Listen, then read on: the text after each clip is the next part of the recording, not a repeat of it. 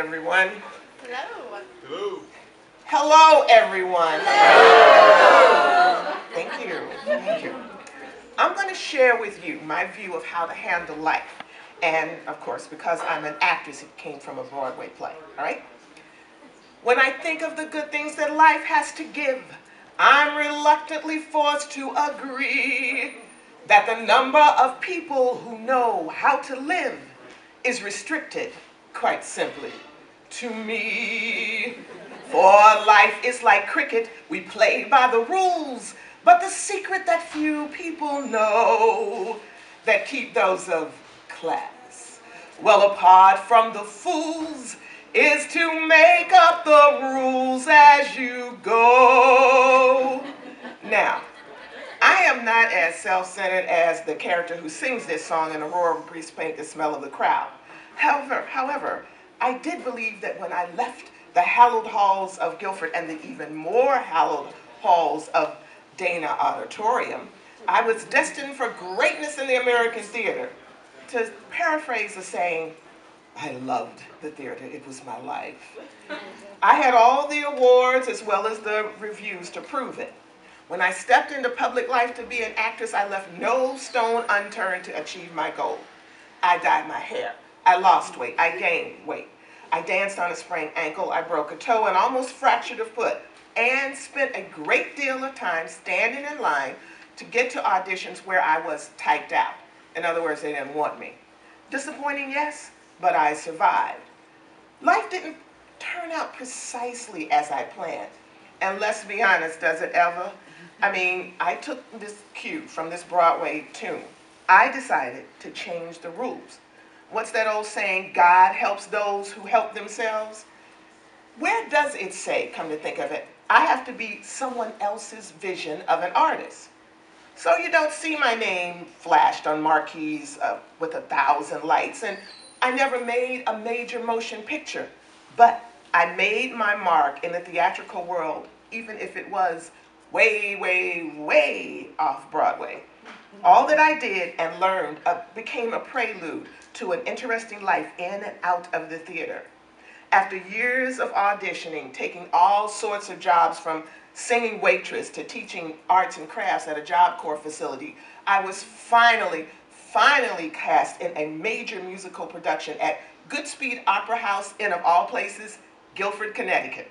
I just knew this was going to be my big break, and it was going to be a turning point in my career. After all, 2 Guilfords behind me. At that time, Goodspeed was the premier musical theater in the nation. If you made it there, you were at the top of your musical theater game.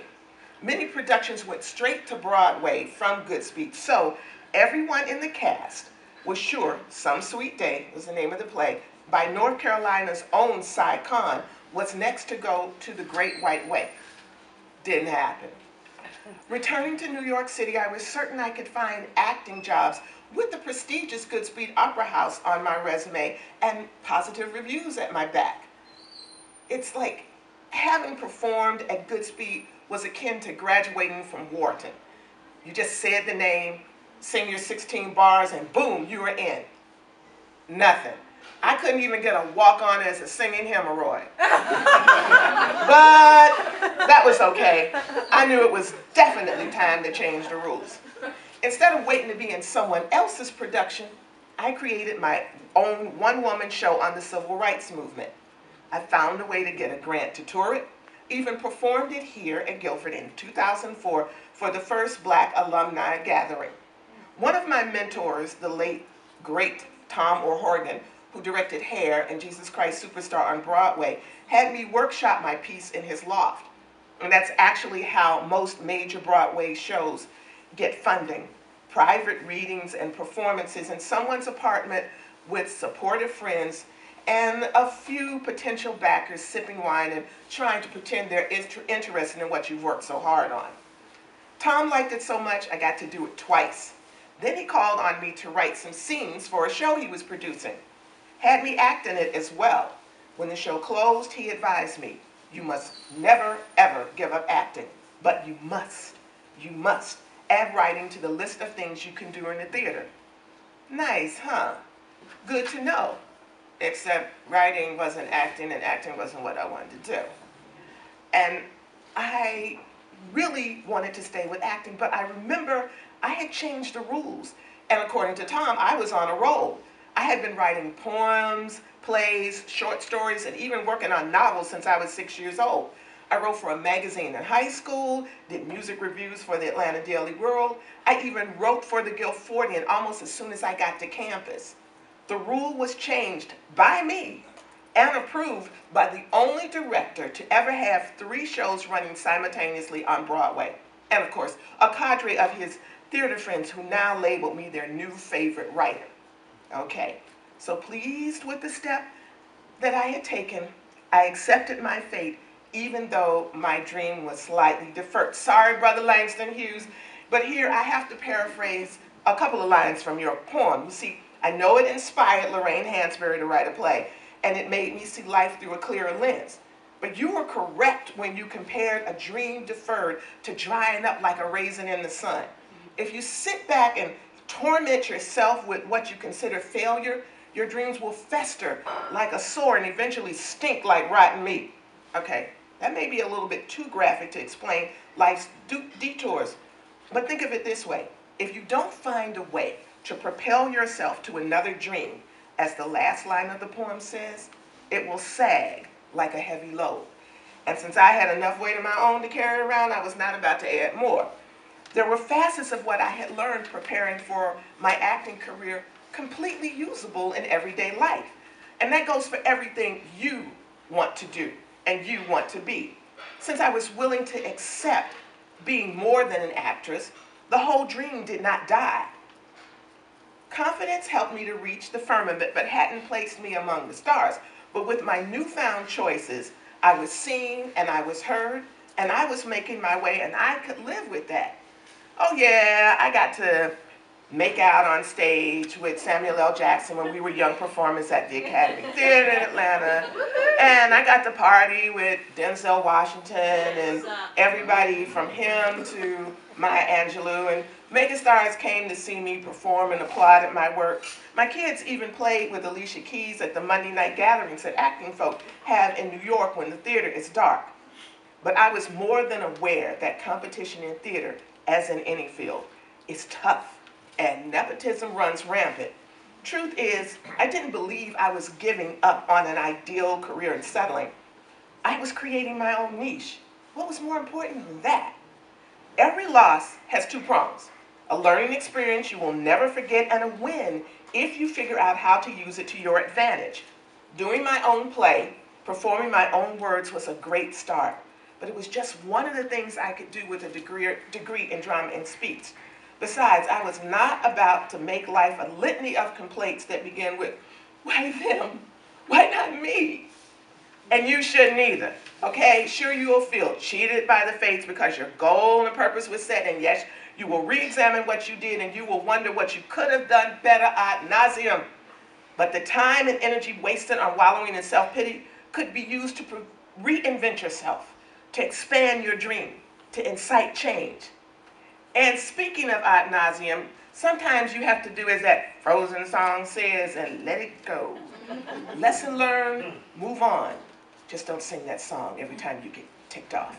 There are enough little kids wandering around singing, let it go, to annoy you and to solve all your problems. Okay, to make the most of yourself, start with what you know. Example, not all actors who don't perform teach. Some of them work for multi-million-dollar companies as consultants, doing everything from training reps to leading retreats. I wrote, but I also did workshops with high school journalism students on how to network with the many hip-hop artists they met while affiliated with Harlem Live web magazine. Using acting techniques, I conducted seminars for women returning to the workforce.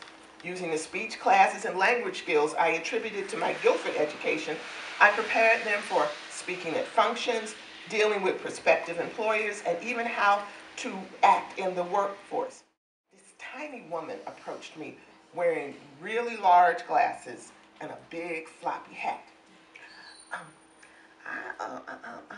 I like what I heard you read, and I'm really glad you are a member of the Harlem Writers Guild. I think I want to buy your book. It was Ruby D. Later, at the after party, and after I signed the book for her, can you imagine that? I signed autograph for Ruby D. How exciting is that, huh? And we were speaking over wine about how she appreciated what I was doing to keep African American literature alive. Now, had I continued to focus solely on an acting career that was not going anywhere, after many years of trying, I might have never written that book or the ones that were and are to follow. Never have had students get to interview President Clinton because of what I taught them about networking with famous people, and never be able to come back here and say to you that life is too short to get bogged down in what you can't do.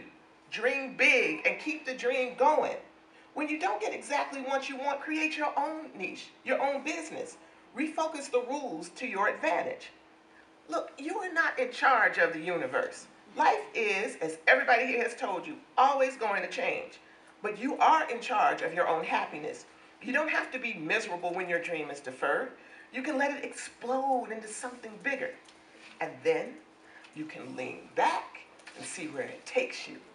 If you create your own destiny and play by your own rules, you will be amazed at all the good things that life has to give. And then you could just let it go. The good life, that is, ahead. Thank you.